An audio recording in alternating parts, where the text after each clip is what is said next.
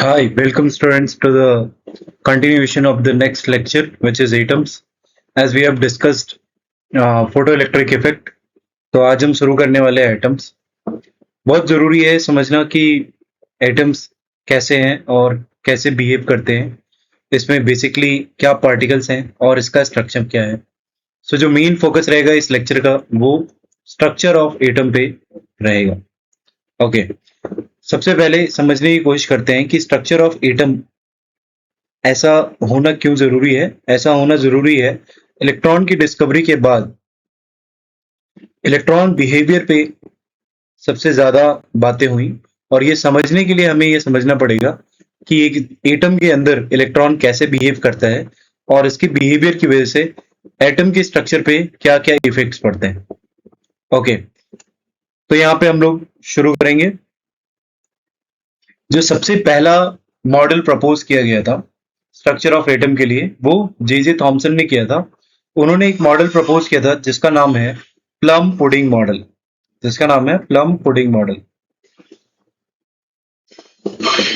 इस मॉडल के according positive charge जो है वो एटम में डिस्ट्रीब्यूटेड है और उसके अंदर इलेक्ट्रॉन एम्बेडेड है। उनका कहना था कि एक एटम के अंदर पॉजिटिव चार्ज डिस्ट्रीब्यूटेड है और उसमें इलेक्ट्रॉन जो है वो फिक्स्ड है, वो उसमें बधा हुआ है। क्योंकि जैसा कि हमने फोटो इलेक्ट्रिक इफेक्ट में पढ़ा था कि एक इलेक्ट्रॉन को एटम सरफेस छोड़ने के लिए फोटोन के फॉर्म में, एक पैकेट के फॉर्म में एक एनर्जी मिलनी चाहिए। जो एनर्जी अगर इलेक्ट्रॉन को मिल जाती है तो इलेक्ट्रॉन एटम सरफेस या मेटल सरफेस छोड़ देता है। ओके, सो इस मॉडल को बहुत जल्दी ही, जितना जल्दी समझा गया उतनी जल्दी इसको नकार दिया गया, क्योंकि इस मॉडल में इलेक्ट्रॉन मूवमेंट पे कोई बात नहीं होती। इलेक्ट्रॉन मूवमेंट क्यों जरूरी है? क्योंकि जब भी इलेक्ट्रॉन अपना सरफेस छोड़ता है तो वो एनर्जी रेडिएट करता है, जिस एनर्जी की हमने वेवलेंथ और फ्रीक्वेंसी पिछले चैप्टर में निकाली थी। तो यहाँ पे क्या होता है कि इलेक्ट्रॉन मूवमेंट को कंप्लीटली इग्नोर किया जाता है, और ये मॉडल डिस्क्वालीफाई तब हो गया जब रदरफोर्ड ने गाइगर और मार्टसन के एक्सपेरिमेंट के बेस पे जब कुछ थ्योरम्स प्रपोज किए तो उस समय इस मॉडल को डिस्कार्ड कर दिया गया। बट इस मॉडल को ध्यान में रखें, मॉडल क्या कहता है सिंपली कि एटम्स के पूरे सरफेस पे basically positive charge linearly distributed है और उसमें इलेक्ट्रॉन एम्बेडेड है, उसमें इलेक्ट्रॉन फंसा हुआ है, just like a plum pudding cake. Okay, now we will discuss in detail about Rutherford model and Bohr model in the upcoming slides. Okay, let's move to the next slide. So यहाँ पे Geiger मार्टसन जो एक experiment कर रहे थे, तो उनका experiment क्या है आपने सुना होगा, gold foil experiment. Gold foil experiment. So basically उन्होंने एक अल्फा पार्टिकल सोर्स जो कि बिस्मथ यूज किया, एक अल्फा पार्टिकल सोर्स जिसको यूज किया, और जब एक stream line of alpha particles को लेड ब्रिक्स के थ्रू पास कराया गया, लेड ब्रिक्स के थ्रू पास कराया गया, तो क्या होगा, ये जो अल्फा पार्टिकल बीम है ये कॉन्सेंट्रेटेड हो जाएगी। कैसी हो जाएगी? कॉन्सेंट्रेटेड। और जब ये कॉन्सेंट्रेटेड बीम एक थिन गोल्ड फॉइल जिसकी thickness less than 10 to the power 10 which is 1 angstrom से छोटी है, ऐसी थिन फॉइल, गोल्ड की थिन फॉइल पे जब ये अल्फा पार्टिकल्स पड़े तो उन्होंने देखा कि बहुत सारे अल्फा पार्टिकल्स डिविएट होके एक एंगल पे, एक थीटा एंगल पे जो सर्कुलर स्क्रीन है उसको टच कर रहे हैं। एक सर्कुलर जिंक सल्फाइड की स्क्रीन है जिसको टच कर रहे हैं, और बहुत सारे अल्फा पार्टिकल्स स्ट्रेट पास कर गए to the screen without any disturbance और हिंड्रेंस। और उन्होंने पाया कि कुछ alpha particles actually never made it out of the gold foil. कुछ अल्फा पार्टिकल इस गोल्ड फॉइल को पार नहीं कर पाए। ठीक है, तो ये सेटअप सिंपल समझेंगे। सेटअप में क्या है, एक अल्फा पार्टिकल सोर्स है which is bismuth, and then उस बीम को कॉन्सेंट्रेट करने के लिए लेड ब्रिक्स का यूज किया गया है, और फिर वो पार्टिकल गोल्ड फॉइल के ऊपर डायरेक्टली बम्बार्ड किए जा रहे हैं, और जो इस गोल्ड फॉइल को पार करते हुए या डिविएट होते हुए जो अल्फा पार्टिकल निकल रहे हैं उनको कैप्चर करने के लिए एक जिंक सल्फाइड की सर्कुलर स्क्रीन इसके अक्रॉस लगाई गई है। ओके, तो यहाँ पे इस एक्सपेरिमेंट को ऑब्जर्व करने के लिए एक माइक्रोस्कोप से जब देखा गया तो देखा गया बहुत सारे स्मॉल फ्लैशेस जिसको हम लोग सिंटिलेशंस कहते हैं, which we call scintillations, small flashes of light. ठीक है, उन्होंने देखा कि बहुत डिस्ट्रीब्यूटेड तरीके से स्मॉल फ्लैशेस ऑफ लाइट देखी जा सकती हैं इस सर्कुलर स्क्रीन पे। तो इस एक्सपेरिमेंट के जो ऑब्जर्वेशंस थे उसमें पहला ऑब्जर्वेशन ये था कि most alpha particle pass through undeviated, बहुत सारी अल्फा पार्टिकल सीधे सीधे गोल्ड फॉइल को पार कर गई बिना किसी डिविएशन के। दूसरा था only about 0.14% were scattered by more than 1 degree. अब ये बहुत जरूरी है यहां पे समझना, सिर्फ 0.14%, ओनली 0.14% अल्फा पार्टिकल्स जो 1 डिग्री से ज्यादा डिविएशन फेस किए। और तीसरा पॉइंट यह है कि about 1 in 8,000 were deflected by more than 90 degrees. अब ये बहुत जरूरी है समझना कि 8,000 अल्फा पार्टिकल में सिर्फ एक ऐसा अल्फा पार्टिकल था जो ग्रेटर देन 90 डिग्री से डिविएशन महसूस किया। ठीक है, तो इस एक्सपेरिमेंट का बहुत सारे कंक्लूजन्स रदरफोर्ड ने निकाले, जिसे हम कहते हैं Rutherford's model of structure of an atom. Okay, so पहला कंक्लूजन जो निकला, atom is mostly empty space. Atom क्या है? एक बहुत बड़ा एम्प्टी स्पेस है। ठीक है, दूसरा है with charge and mass concentrated in a very small nucleus. तो उन्होंने क्या बोला कि जो चार्ज है और मास है इस एटम का, समझते हैं, ये हमारा गोल्ड फॉइल है। ये गोल्ड फॉइल के अंदर एक बहुत छोटे स्पेस में पॉजिटिव चार्ज और टोटल मास कॉन्सेंट्रेटेड है। तो जब अल्फा पार्टिकल इस पे पड़े तो ज्यादातर अल्फा पार्टिकल इसको क्रॉस कर गया। बहुत स्मॉल क्वांटिटी में अल्फा पार्टिकल जो है वो इसको डिविएट हुए, और बहुत कम अल्फा पार्टिकल कंप्लीटली दे रिवर्टेड बैक। ठीक है, जैसा कि आप यहां पे देख सकते हो इस फिगर में। तो इससे पता चलता है कि पहला, atom is an empty space, large space is empty,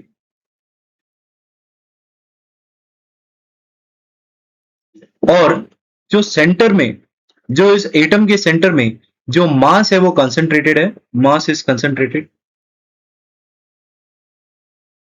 and charge is concentrated.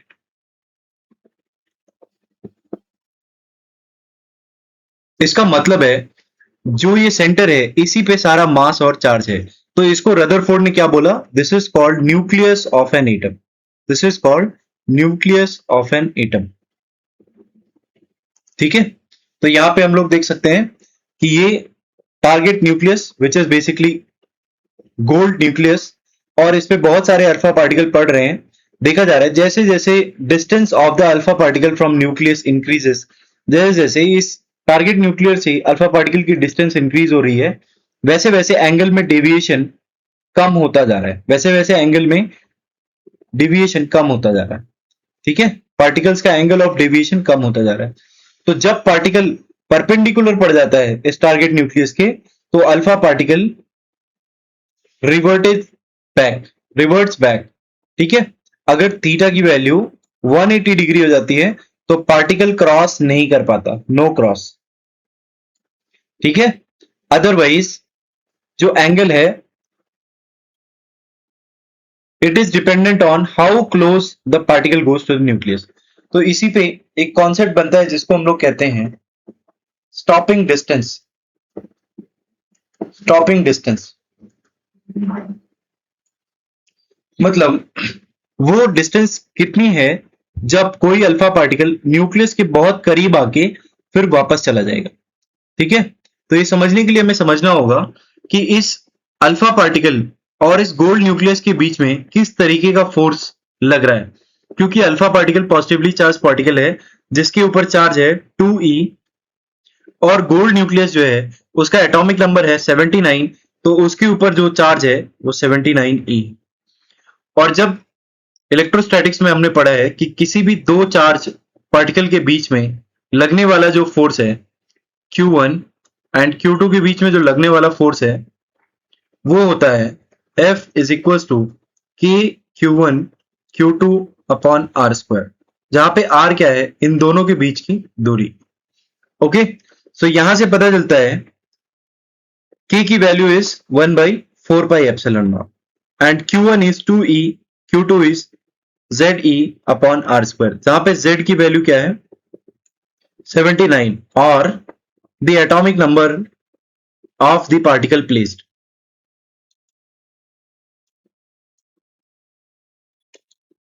ठीक है, अगर इस गोल्ड फॉइल की जगह कोई और फाइल ली जाती तो वहां पे जो भी एटॉमिक नंबर होता वो यहाँ पे Z की वैल्यू होती, और यहां से हमें जो डिस्टेंस, मैक्सिमम पॉसिबल डिस्टेंस जहां पे अल्फा पार्टिकल उसके क्लोज जा सकता है, उसकी वैल्यू मिल जाती है, which is D is equal to 1/4 pi epsilon naught 2 times of ZE square upon K। Okay, now let's go to the next slide. अब इस मॉडल में दो बहुत मेजर डिफिकल्टीज थी। पहला, जैसा हम समझते हैं कि क्लासिकल फिजिक्स क्या कहती है कि अगर कोई पार्टिकल मूव कर रहा है, कोई भी पार्टिकल या ऑब्जेक्ट मूव कर रहा है, तो उस पर फोर्स लग रहा होगा। उस पर क्या लग रहा होगा? फोर्स। ठीक है, ऑब्जेक्ट का अगर मूवमेंट होता है तो वहां से हमें पता चलता है if force is applied. So that is true in our case as well. जो फोर्स लग रहा है वो क्या है? Electrostatic force, which is 1/4 pi epsilon naught K Q1 Q2 upon r square, which is 1/4 pi epsilon naught E square by r square. अब ये जो इलेक्ट्रॉन है वो एक जगह पे स्टेबल नहीं है जैसा थॉमसन ने बोला था, बल्कि इलेक्ट्रॉन क्या कर रहा है? इलेक्ट्रॉन इस न्यूक्लियस के अराउंड मूव कर रहा है। रदरफोर्ड ने बोला जैसे सन के अराउंड प्लैनेट्स मूव करते हैं, वैसे ही ये इलेक्ट्रॉन भी जब इस पे इलेक्ट्रोस्टैटिक फोर्स लगेगा तो ये इलेक्ट्रोस्टैटिक फोर्स सेंट्रीपेटल फोर्स में कन्वर्ट हो जाएगा, जो इसको इस न्यूक्लियस के अराउंड मूव कराएगा। So this electrostatic force will be equal to the centripetal force. Centripetal force का फॉर्मूला क्या है? mv square by r. ठीक है, अब ये mv स्क्वायर बाई आर, यहां पे अगर हम r की वैल्यू निकालें तो ये हो जाएगी E square by 4 pi epsilon not mv square. Okay, and the kinetic energy is half mv square. The kinetic energy is half mv square. और अगर यहां पे हम mv स्क्वायर की वैल्यू को रिप्लेस कर दें तो हमें जो वैल्यू मिलती है वो हो जाएगी E square upon 8 pi epsilon naught r. और जो दो चार्ज के बीच में जो पोटेंशियल एनर्जी होती है between Q1 and Q2, the potential energy is KQ1 Q2 upon R। KQ1 Q2 upon R। तो जो पोटेंशियल एनर्जी निकल के आएगी वो हो जाएगी E square upon 4 pi epsilon naught R with a negative sign। Why this negative sign? Why this negative sign? ये समझेंगे हम।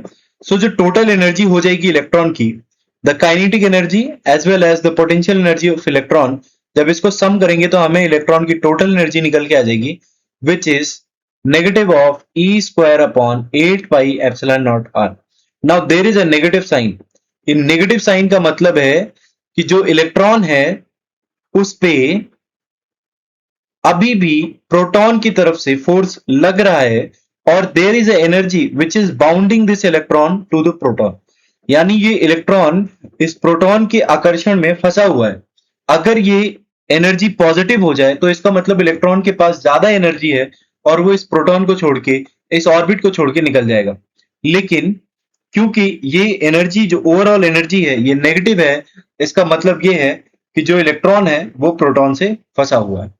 ठीक है, बट अब यहां पे सबसे बड़ी प्रॉब्लम ये आती है कि क्लासिकल फिजिक्स के हिसाब से जो ये इलेक्ट्रोस्टैटिक फोर्स है ये सेंट्रीपेटल फोर्स में कन्वर्ट हो गया और हमें पता चल गया कि इलेक्ट्रॉन के पास एक काइनेटिक एनर्जी है और एक पोटेंशियल एनर्जी है, और ओवरऑल एनर्जी जो है वो नेगेटिव है। यानी इसका मतलब है कि इलेक्ट्रॉन इस प्रोटॉन से फंसा हुआ है। लेकिन इलेक्ट्रोमैग्नेटिक थ्योरी कहती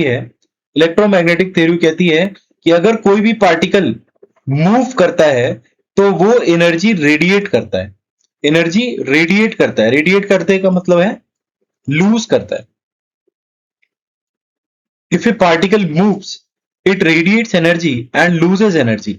अगर ऐसा होता है तो ये जो प्रोटॉन है, अगर ये इलेक्ट्रॉन अपनी एनर्जी लूज करते जाएगा तो इस प्रोटॉन का जो फोर्स है, अट्रैक्शन फोर्स, वो बढ़ता जाएगा और ये इलेक्ट्रॉन धीरे धीरे स्पाइरल करते हुए इस न्यूक्लियस के अंदर चला जाएगा। अगर ऐसा होता है तो हमारा एटम स्टेबल नहीं होगा,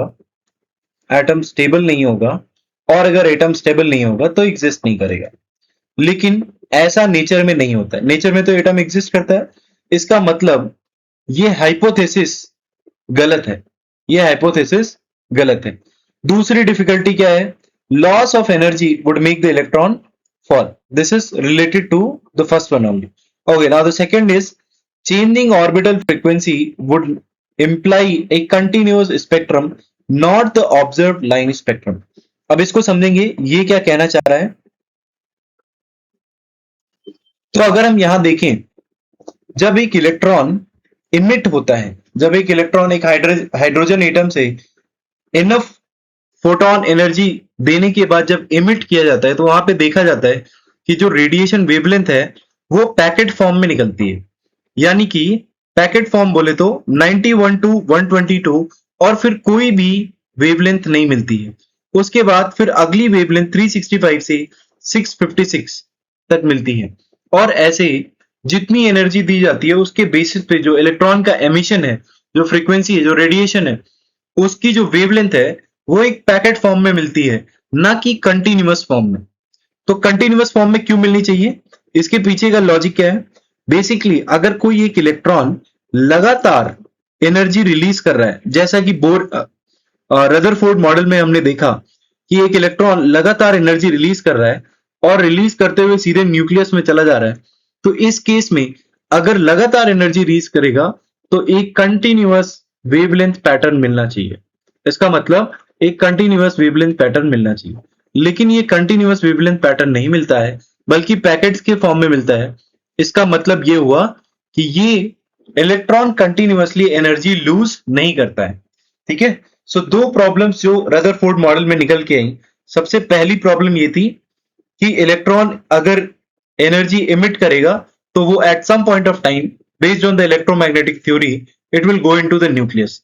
और दूसरा है, ये बात सच नहीं है। क्यों नहीं है? क्योंकि जो वेवलेंथ है ऑफ एमिशन वो कंटिन्यूअस पैटर्न में ना होके एक पैकेट पैटर्न में है। ठीक है, ऐसा ऑब्जर्वेशंस में पता चला है। तो now these two were the major problems for failure of Rutherford's model of atom. Okay, अब अगला मॉडल हम लोग समझते हैं।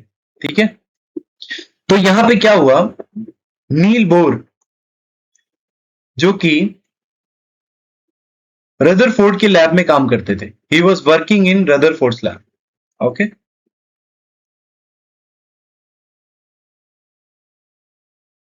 उन्होंने देखा कि जो हाइपोथेसिस रदरफोर्ड ने आगे रखी थी उसमें एक बात तो सच है कि एटम मोस्टली एम्प्टी है और उसका मास सेंटर में कंसंट्रेटेड है, जिसको हम लोग न्यूक्लियस कहते हैं, और इलेक्ट्रॉन इस एटम के चारों तरफ इर्द गिर्द घूमता है।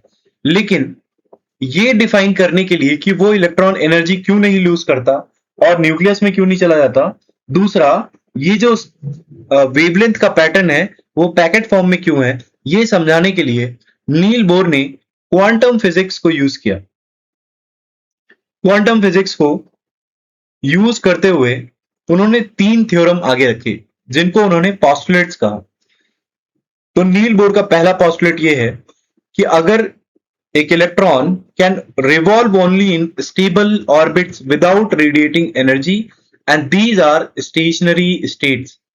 इसका मतलब है, नील बोर कह रहे हैं कि एक इलेक्ट्रॉन जो है वो एक न्यूक्लियस के अराउंड रिवॉल्व करता है और जब वो रिवॉल्व करता है तो वो एनर्जी लूज नहीं करता, क्योंकि जिस जगह पे वो रिवॉल्व करता है उसे हम लोग कहते हैं स्टेट्स, स्टेशनरी स्टेट्स।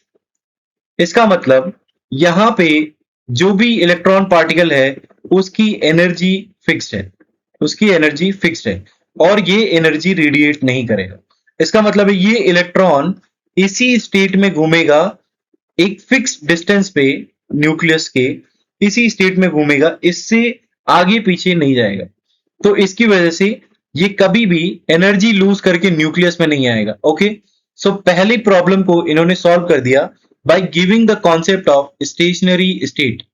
इसका मतलब है कि यहाँ पे कई सारे स्टेशनरी स्टेट हो सकते हैं इस न्यूक्लियस से दूर में। सबसे पहला स्टेट जिसको हम लोग कहते हैं ground state, this is called ground state. ठीक है, दूसरा पॉस्टुलेट जो है बहुत इंपॉर्टेंट है, इसमें इन्होंने कहा the angular momentum of the states of the electrons in the states is proportional to the stationary state। इसका मतलब वे कह रहे हैं कि एक स्टेट में जो एंगुलर मोमेंटम है वो कंजर्व्ड है कंप्लीटली और ये क्वांटाइज्ड फॉर्म में है। मतलब हर स्टेट का जो एंगुलर मोमेंटम है वो आप कैलकुलेट कर सकते हो बेस्ड ऑन कौन से स्टेट में वो इलेक्ट्रॉन घूम रहा है। ठीक है, तो यहां पे दिया हुआ है allowed orbit satisfy the quantization condition which is mvr is equal to NH upon 2 pi. जहां पे एमबीआर क्या है, एमबीआर क्या है, एंगुलर मोमेंटम। ओके, तीसरा पॉस्टुलेट जो है रेडिएशन इज एमिटेड और absorbed only when the electrons jump between two stationary state.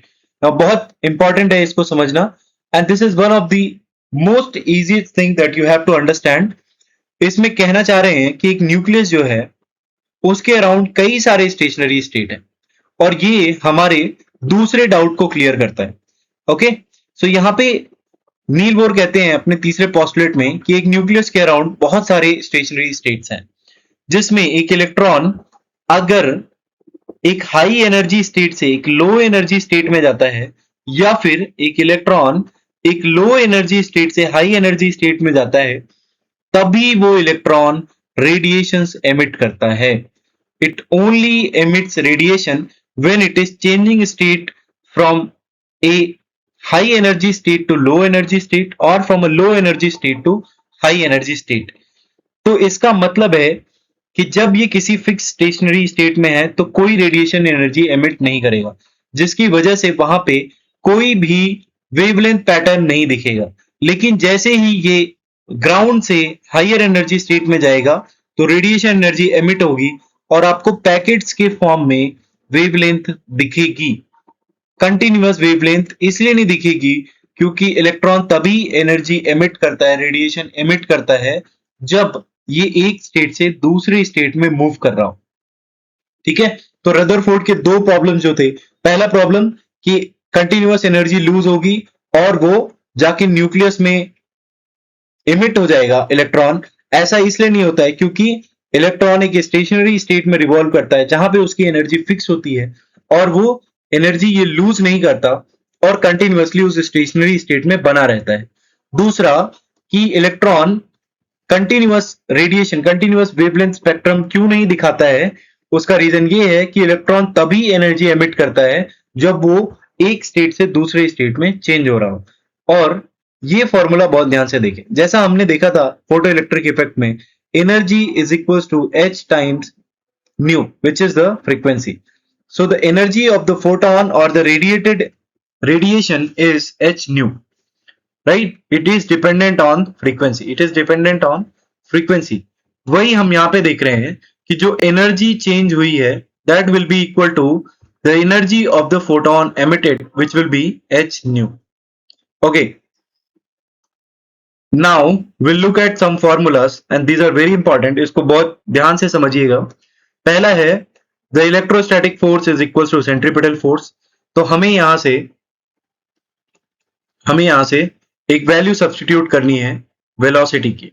दूसरी हमने जो फॉर्मूला देखा which is the angular momentum which is equals to mvr is equals to nh upon 2 pi.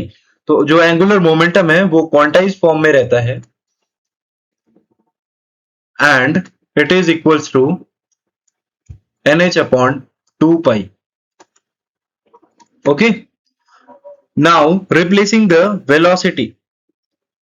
Okay, v की value अगर हम यहां से चेंज कर दें nh अपॉन 2 पाई mr, यहाँ पे v की वैल्यू को यहां से हम लोग सब्स्टिट्यूट कर दें किस में, इस फॉर्मूले में, तो हमें क्या मिल जाएगा 1/4 pi epsilon naught e square by r square will be equal to m by r nh upon 2 pi mr whole square.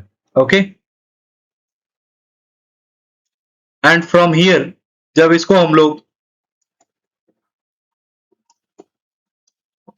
Break करेंगे तो यहां पे हमें मिलेगा n square h square upon 4 pi square m square r square.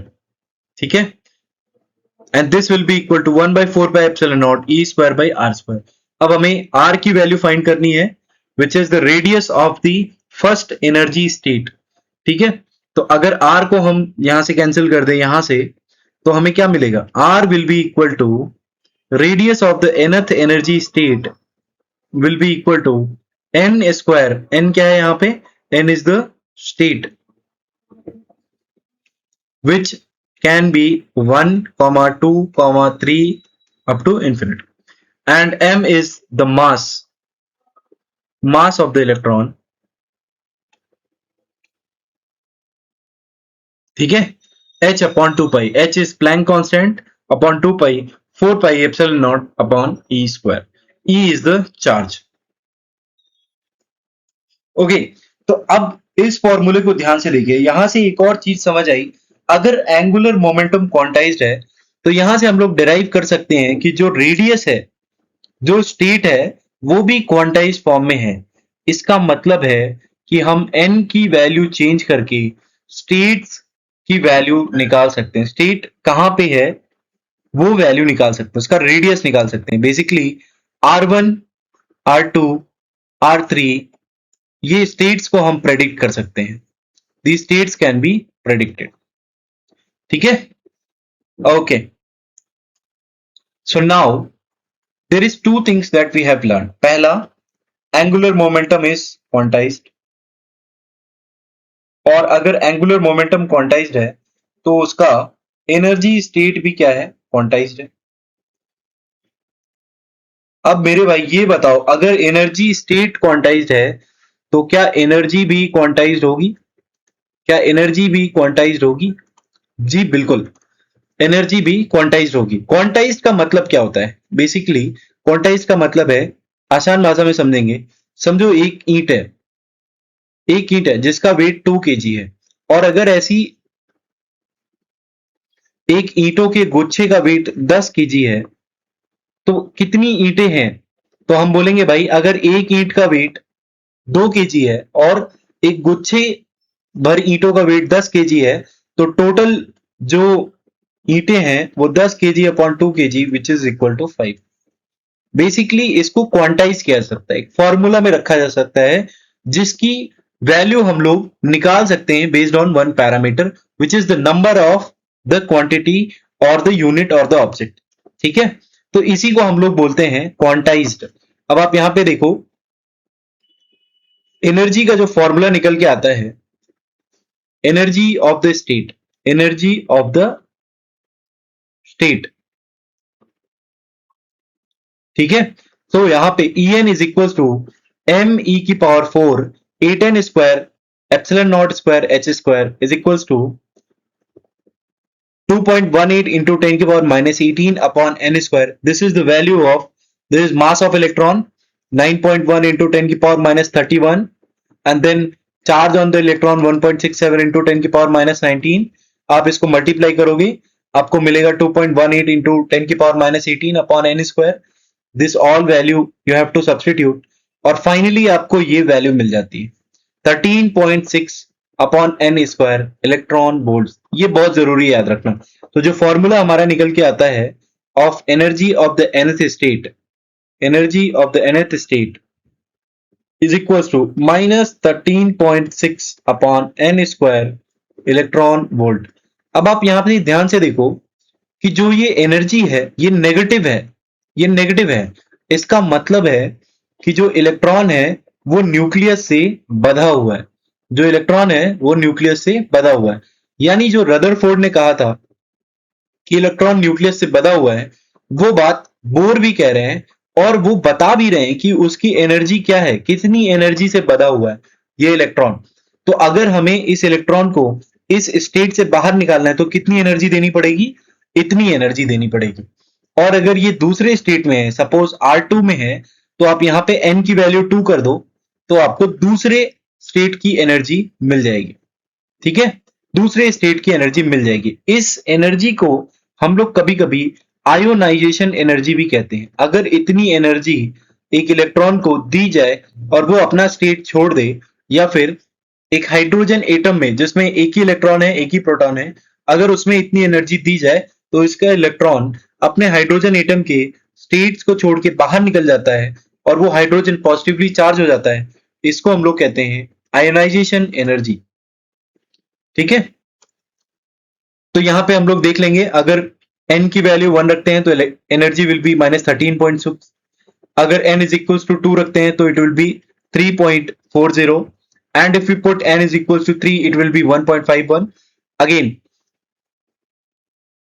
this is called the ionization energy. If in E1 in electron in a hydrogen atom, if we give -13.6 electron volt of energy, it will immediately leave that surface and hydrogen atom will become positively charged. Okay, ठीक है, आगे बढ़ते हैं और यहां पे समझने की कोशिश करते हैं कि जो एनर्जी रिलीज होती है जो इलेक्ट्रॉन है। अब तीसरा पोस्टुलेट ध्यान से समझेंगे। तीसरे पोस्टुलेट में हमने कहा था जब एक इलेक्ट्रॉन अपनी इनिशियल स्टेट को छोड़ के फाइनल स्टेट में जाता है तो जो उसकी एनर्जी डिफरेंस होती है वही रेडिएशन एनर्जी के बराबर होती है। जो फोटोन रिलीज होता है जब एक इलेक्ट्रॉन एक हाई एनर्जी स्टेट से लो एनर्जी स्टेट में जाता है, या फिर एक इलेक्ट्रॉन लो एनर्जी स्टेट से हाई एनर्जी स्टेट में जाता है, उस केस में जो रेडिएशन एनर्जी एमिट होती है वो एनर्जी इस एच न्यू के बराबर होती है। वो एनर्जी एग्जैक्टली इक्वल होती है उस फोटोन के जो उस रेडिएशन में एमिट हुआ है।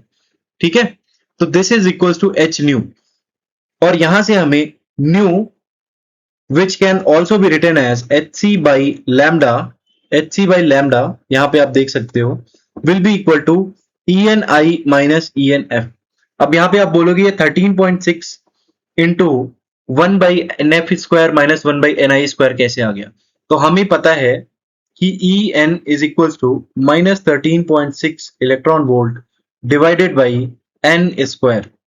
तो अगर इनिशियल एनर्जी स्टेट EI है तो EI की वैल्यू कितनी हो जाएगी? -13.6 electron volt divided by ith square n of ith square, and similarly EF will be equal to -13.6 electron volt divided by NF square. और जब ENI माइनस ENF जब यहाँ पे वैल्यू सब्स्टिट्यूट करेंगे तो हमें क्या कॉमन मिल जाएगा? 13.6 electron volt minus 13.6 electron volt, और F को अगर इस तरफ ले आए तो ये नेगेटिव साइन बाहर आ सकता है और ये पॉजिटिव हो जाएगा। तो हमें मिलेगा hc by lambda is equals to -13.6 1 by NF square minus 1 by NI square electron volt, जहां पे NF NI क्या है? वहां पे NF NI क्या है? States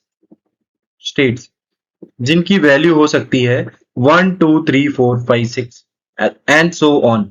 Okay, now if we divide this 13.6 by hc, then we will get, if we divide this 13.6 by hc, then we will get 1 by lambda which is equals to r times, जहां पे r की value क्या है?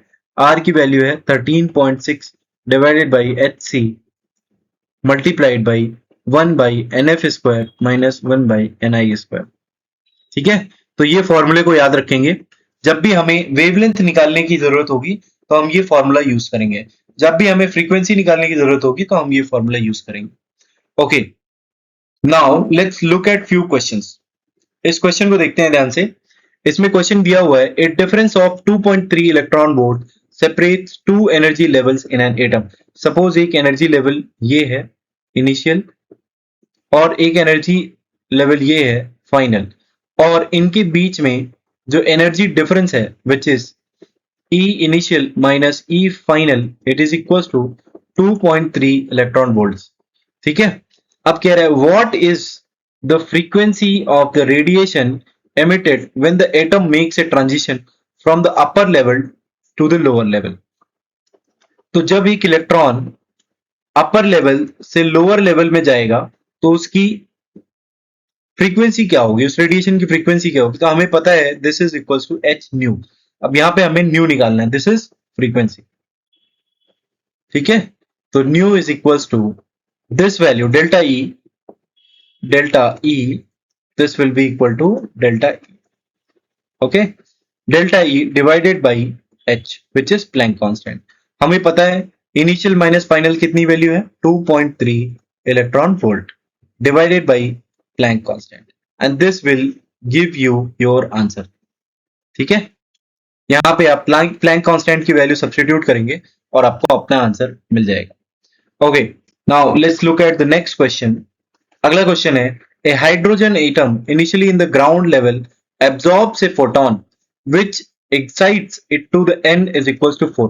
तो basically ये कहना चाह रहे हैं कि n इज इक्वल्स टू 1 में एक इलेक्ट्रॉन था, हाइड्रोजन एटम के n इज इक्वल्स टू 1 में एक इलेक्ट्रॉन था, उसके ऊपर एक फोटोन आके गिरा, उसके ऊपर एक फोटोन आके गिरा और इस इलेक्ट्रॉन ने एनर्जी एब्जॉर्ब कर ली। अब ये इलेक्ट्रॉन इतना एक्साइट हो गया या इतनी एनर्जी एब्जॉर्ब कर ली इसने कि ये फर्स्ट ग्राउंड लेवल से ऊपर उठकर चौथे लेवल पे पहुंच गया, on to the fourth state. Okay, so this electron absorbed so much energy that it left the first ground state and went to the fourth state। Now determine the wavelength of the frequency of photon। अब हमें निकालना है wavelength of the frequency of the photon। जैसा कि हमें formula पता है 1 by lambda will be equal to r, जिसकी वैल्यू है r की वैल्यू है 13.6 divided by hc multiplied by 1 by nf square minus 1 by ni square। ठीक है, ये फॉर्मूला में हमने अभी देखा है। तो यहां से हमें क्या मिल जाएगा 1 by lambda will be equal to, यहां पे हम 13.6 hc की वैल्यू हमने पढ़ा था लास्ट लेक्चर में, it is equal to 1240 electron volts. ठीक है, तो हम ये यहां पे सब्स्टिट्यूट कर देंगे एंड ब्रैकेट में nf square minus ni square, final state क्या है 4, तो 1 by 16 माइनस इनिशियल स्टेट क्या है 1, दिस इज 1। तो ये आपको मिल जाएगा 1 by lambda will be equal to 13.6 1240 electron volts is equal to 15 by 16। Okay, into this is multiplied by into 15 by 16, so lambda will be equal to 1240 into 16 divided by, this is in electron volts, divided by 13.6 into 15 electron volts. ठीक है, ये value आप calculate करोगे और electron volts की value वहां पे डाल दोगे तो आपको लैम्डा की वैल्यू मिल जाएगी। This will be your answer. Okay, now let's go to the next question. अगला क्वेश्चन है, the ground state energy of an hydrogen atom is minus 13.6 electron volt. बोल रहे हैं कि जो n इज इक्वल टू 1 है, यहां पे energy of the ground state En1 is equals to minus 13.6 electron volt। What are the kinetic and potential energies of the electron in this state? तो हमने जैसे कि मालूम है कि total energy of the state is equals to kinetic energy plus potential energy of the state, kinetic energy plus potential energy of the state, और total energy is minus 13.6 electron volt which will be equal to kinetic energy plus potential energy of the state. ठीक है, अब यहां पे हम देखेंगे जो kinetic energy है that is basically derived from the centripetal force which is also equal to the electrostatic force on the electron. और यहां से जब हम कैलकुलेट करेंगे तो हमें मिलेगा जो काइनेटिक एनर्जी है it is equals to negative of the total energy present on the state. ठीक है, बहुत इंपॉर्टेंट है, इसको बहुत ध्यान से याद रखेंगे दैट द काइनेटिक एनर्जी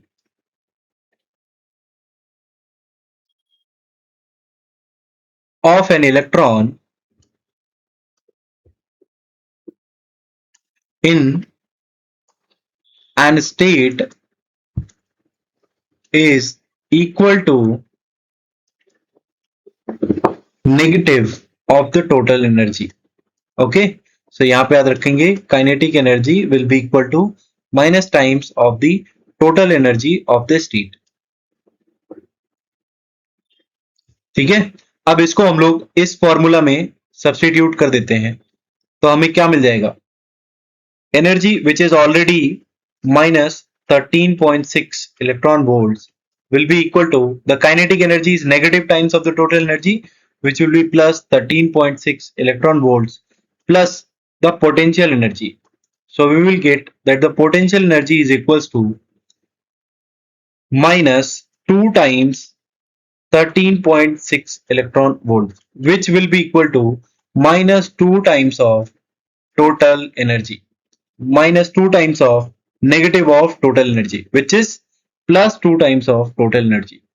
ठीक है, तो यहां से हमें दूसरा फॉर्मूला मिल गया which is potential energy will be equal to 2 times of total energy present in the total energy present in the state.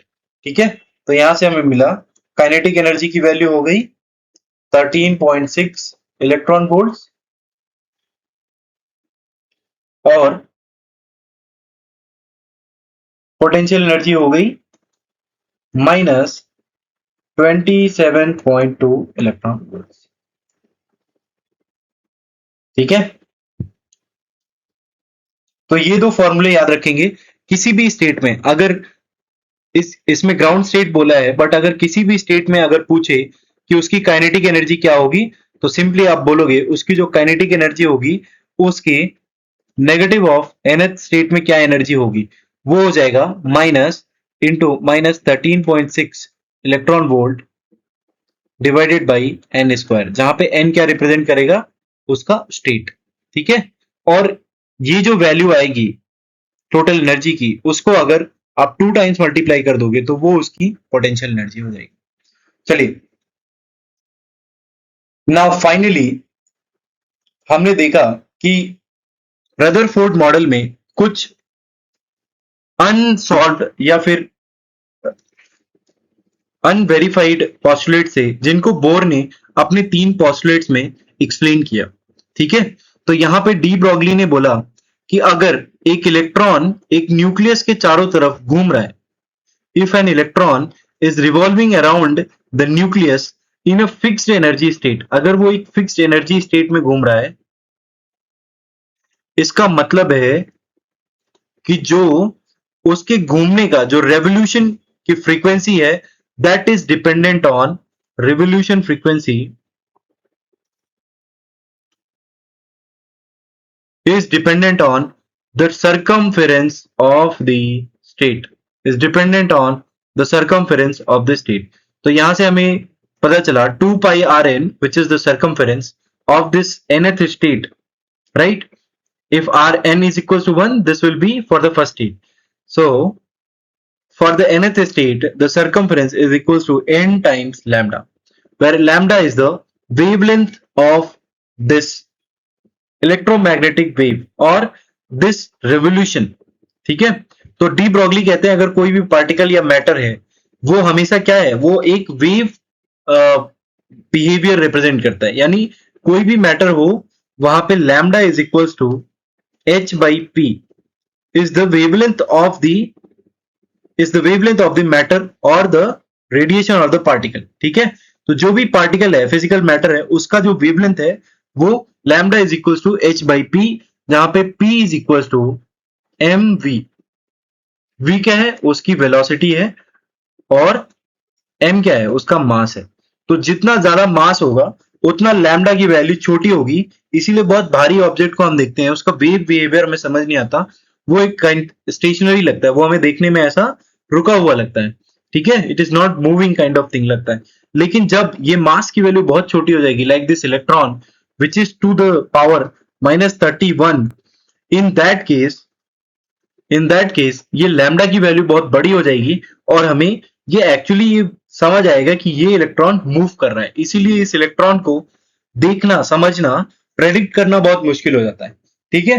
तो ये क्या करता है, ये इलेक्ट्रॉन एक स्ट्रेट लाइन में ना मूव करके एक स्टेट फॉर्म में मूव करता है, बेसिकली एक सर्कुलर स्टेट बना लेता है अपने इस एनर्जी स्टेट के अराउंड, ठीक है, in a wave form.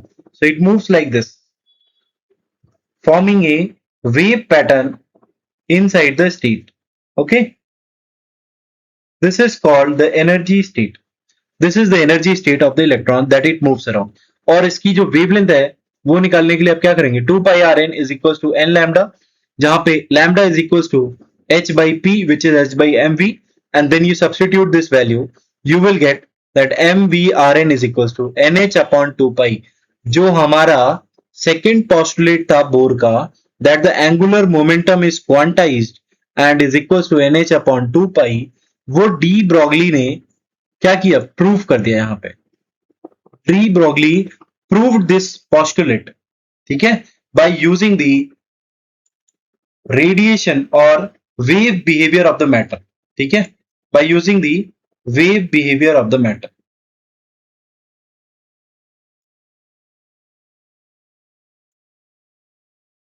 So this is the final application of the Bohr model.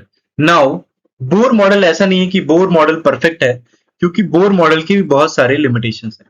सबसे पहला लिमिटेशन तो यही है कि बोर मॉडल सिर्फ और सिर्फ हाइड्रोजन एटम्स के लिए ही एप्लीकेबल है, ओनली फॉर हाइड्रोजन एटम्स। याद रखिएगा इसको, बहुत जरूरी है। जहां पे एक प्रोटॉन और एक इलेक्ट्रॉन एटम की बात होगी, वहां पे बोर्स मॉडल इज एप्लीकेबल। इसके अलावा it is not applicable anywhere, ठीक है। ऐसा क्यों है? बोर का मॉडल सिर्फ हाइड्रोजन एटम के लिए ही काम क्यों करता है, बाकी एटम्स के लिए काम क्यों नहीं करता? क्योंकि बोर का मॉडल एक चीज मिस कर देता है कि हाइड्रोजन में सिर्फ एक ही इलेक्ट्रॉन है, लेकिन दूसरे एटम्स में एक से ज्यादा इलेक्ट्रॉन एक ही एनर्जी स्टेट में हो सकते हैं। एक से ज्यादा इलेक्ट्रॉन्स एक ही एनर्जी स्टेट में हो सकते हैं, ठीक है। There can be more than one electrons in one energy state, और इन सब पे नेगेटिव चार्ज है, और ये आपस में भी इंटरेक्ट कर रहे होंगे। तो इलेक्ट्रॉन्स के आपस के इंटरेक्शंस को ये बोर मॉडल कंसीडर नहीं करता, इसलिए ये मॉडल हाइड्रोजन एटम्स पे ही सिर्फ एप्लीकेबल है, ठीक है। It does not explain the spectra of many electrons such as helium. ये हाइड्रोजन के बाद जो मल्टी इलेक्ट्रॉन एटम्स हैं उन पे काम नहीं करता, ठीक है। चलिए, so okay, this is the summary of what we have read, and these are the formulas that you have to remember. The most important formula being this, that the energy which is in quantized form of the state of an hydrogen atom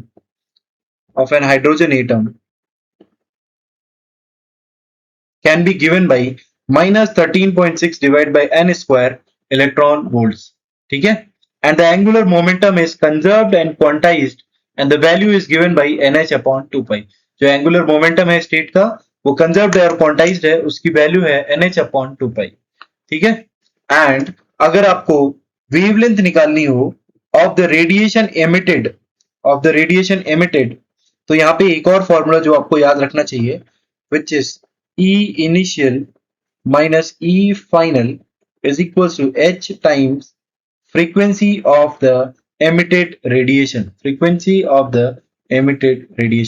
जब एक electron एक low energy state से high energy state में जाता है या एक high energy state से लो एनर्जी स्टेट में आता है, तो वो जो रेडिएशन एमिट करता है उसकी फ्रीक्वेंसी निकालने के लिए हम लोग ये फॉर्मूला यूज करेंगे, और अगर उसका वेवलेंथ निकालना हो तो हम लोग ये फॉर्मूला यूज करेंगे। ठीक है, तो इन 4 फॉर्मूलों को बहुत ध्यान से याद रखिए, और इसमें एक और फॉर्मूला याद रखिए कि अगर किसी एक फिक्स स्टेट में काइनेटिक एनर्जी पूछी जाए, एक इलेक्ट्रॉन की, एक हाइड्रोजन एटम में जो इलेक्ट्रॉन प्रेजेंट है, अगर उसकी काइनेटिक एनर्जी पूछी जाए तो that will be negative times the energy of that electron in that state. ठीक है, और अगर पोटेंशियल एनर्जी पूछी जाए तो that will be 2 times of the energy in that state. ठीक है, ध्यान रखिएगा, पोटेंशियल एनर्जी हमेशा नेगेटिव होगी और काइनेटिक एनर्जी हमेशा पॉजिटिव होगी। ठीक है, और जो स्टेट की एनर्जी है वो हमेशा नेगेटिव होगी, क्योंकि इलेक्ट्रॉन जो है वो न्यूक्लियस से बंधा हुआ है, और ऐसा तभी पॉसिबल है जब इनके बीच में जो एनर्जी है वो नेगेटिव है। इसी वजह से इलेक्ट्रॉन प्रोटॉन को छोड़ के भाग नहीं पा रहा है। अगर इलेक्ट्रॉन की एनर्जी पॉजिटिव हो जाए, कैसे होगी पॉजिटिव? अगर हम एक फोटोन दे दें जिसके पास इनफ एनर्जी हो इस प्रोटॉन को बाहर निकालने के लिए, तो इलेक्ट्रॉन प्रोटॉन छोड़ के बाहर हो जाएगा। ठीक है, okay, so this is the end of the chapter. We'll meet in the next chapter for nuclei. Yeah, okay, goodbye, take care.